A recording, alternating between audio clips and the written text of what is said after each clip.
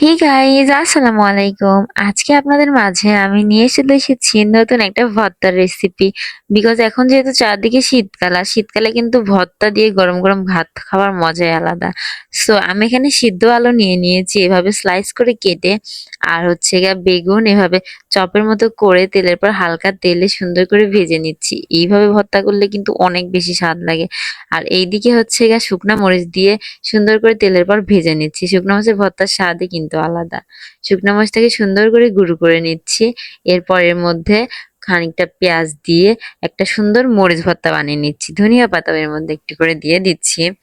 এর মধ্যে একটু তেল দিয়ে সুন্দর করে একটা মরিচ ভর্তা রেডি হয়ে গেল। এই মরিচ ভর্তাটা যে কি পরিমাণ স্বাদ, যে খেয়েছে সে অবশ্যই জানে। এটা কিন্তু অনেক বেশি ভালো লাগে ভাত মায়ে খাই খেতে।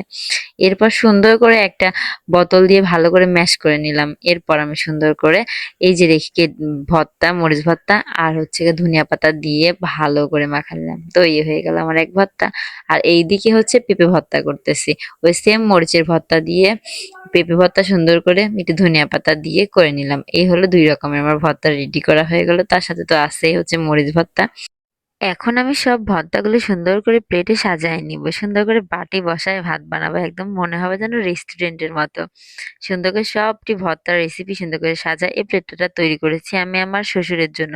আপনারা অবশ্যই জানাবেন আমার ভর্তার রেসিপিটা আপনাদের কাছে কেমন লাগলো, আর এই প্লেটের ডেকোরেশনটা কেমন লাগলো। আজকের ভিডিও এই পর্যন্তই। দেখা হচ্ছে নেক্সট কোনো ভিডিওতে। Bye bye guys.